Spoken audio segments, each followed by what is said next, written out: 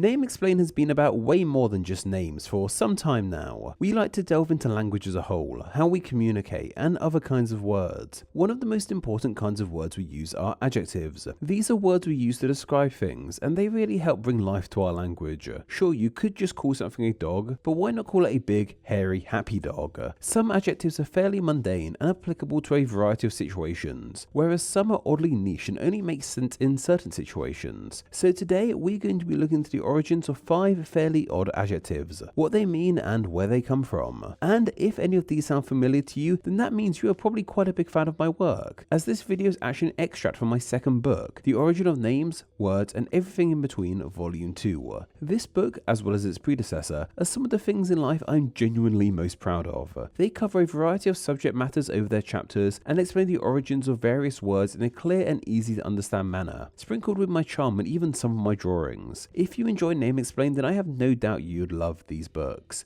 They're available pretty much everywhere you can buy books from, and are available in all major formats. So please go grab a copy of both of them now, and if you still aren't sure, well, hopefully this adjective extract will change your mind.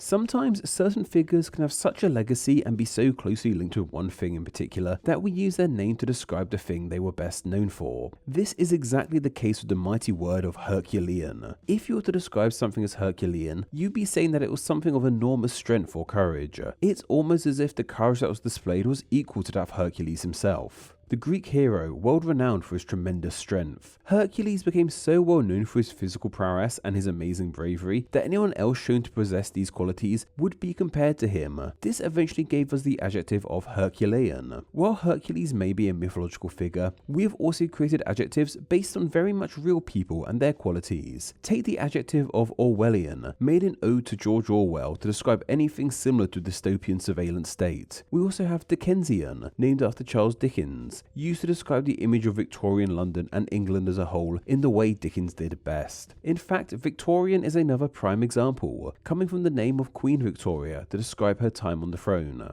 A personal favourite of mine, however, has to be Pythonesque, a word coined thanks to the comedy group of Monty Python, a word used to describe anything surreal, funny, bizarre, and downright silly.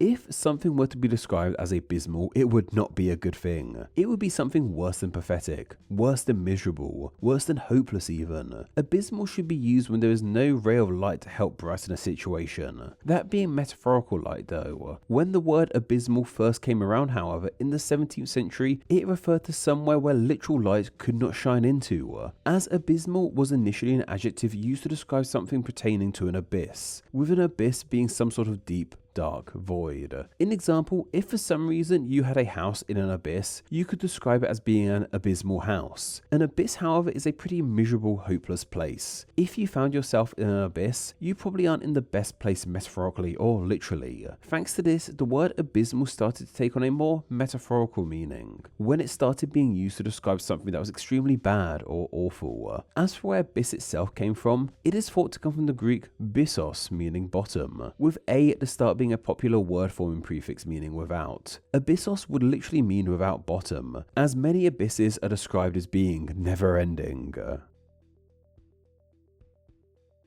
Humdrum seems to be a word many people don't want linked with them. It is defined as something that is dull, monotonous, boring. Yet there are definitely worse words someone could be called, that's for sure. Personally, I think humdrum is actually a pretty cute word. The word is believed to do more with humming than drumming, however. Humming is of course when we make a tune in our mouths, as well as being a word we use to describe any sort of buzzing sound. Whether we are making a humming sound or if someone else is making a humming sound, the implication is the same. Humming is very closely with being boring or dull. Humming is something we do when we are doing dull routines, and the monotonous hum of a bug or a piece of tech is irksome too. Hum is just a word that deeply ties with being boring. Drum, on the other hand, are far from boring or dull. So why are they thrown into this adjective too? Well, the drum in humdrum seems to have come about simply from reduplication. Reduplicating words or sounds is something we humans just love to do. Children are very well known for creating words out of reduplication, like with mama and dada. However, we grown-ups do it too. Often the exact word isn't replicated, but a similar sounding word is. Think of things like yoo-hoo, hip-hop, and pitter-patter. Humdrum is just believed to be some fun reduplication to spice up an otherwise humdrum word.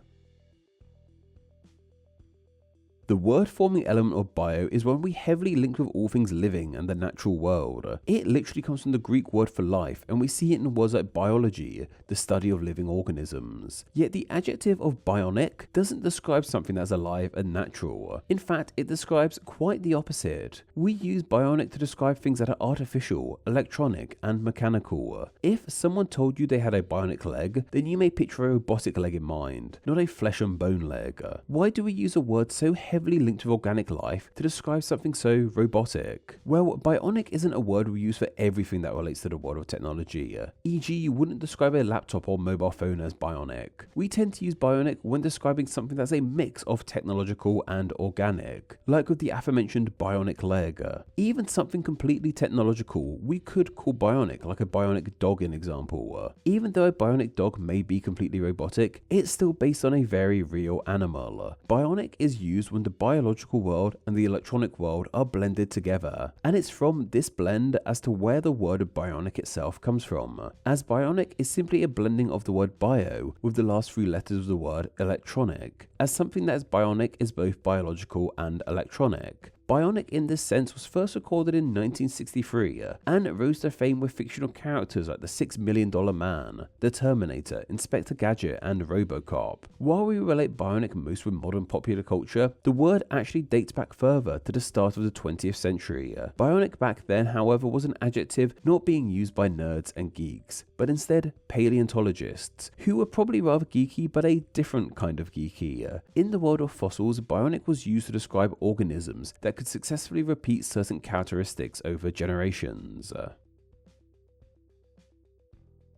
Nice is a word we would use to describe good, kind, generous people. By and large, it is a very positive word. Nice isn't really a word we would brand someone we don't like with. Though once upon a time, however, that was the case. Despite its modern meaning, nice does not have the nicest of etymologies. Before we had nice, we had the Latin nicius, which meant things like ignorant or foolish. The Latin word came from the Latin elements of ni and sia, meaning not and to know respectively. So this Latin word literally meant not to know. Like I said, this really wasn't the kindest of adjectives to use for people. How did this word we would use to describe dumb people come to be used to describe kind people? Well, that shift started in the 14th century. By now, the word had become nice as we spell it today. However, its meaning hadn't fully changed yet. In this century, nice was being used to describe exclusively luxurious things. How it made this shift, I'm not too sure. As the years went on, however, this luxurious meaning began to soften. By the 15th and 16th century, nice would be used to describe things that were just refined and cultured. And as being refined like this was seen as a good, kind way of living. By the 18th century, the word nice got applied to these refined, kind people, regardless of their wealth and lifestyle. You may be wondering if the city in France has anything to do with this adjective, and that doesn't seem to be the case. Nice in France comes from the Greek word for victory, Nikaios. Hence why the city's name sounds somewhat similar to the name of the Greek goddess of victory, Nike, who of course went on to be the namesake of a shoe brand too. Man, maybe after that I ought to change my name to Adjective Explain or something. But that was only 5 of the 10 adjectives covered in this book, and across both the origin of names, words, and everything in between of volumes 1 and 2, there are hundreds of etymologies to uncover, many of which I'll probably never cover here on YouTube. So once again, please do consider grabbing a copy of either or both of them. Though it would be weird if you brought only volume 2, that would look really unneat on a shelf, so you better get volume 1 as well. You can buy them anywhere you buy books from, and in whatever format works best for you. I really enjoy audiobooks, and the audiobook versions of them are terrific. They're read by a professional voice actor and not myself who stumbles over every word possible. So go and cover the origin of names, words, and everything in between. And yes, I made this video because I'd been away and didn't have enough time to write a new video. One of my personal favourite things about writing these books is the fact they give me a script when I don't have time to actually write one.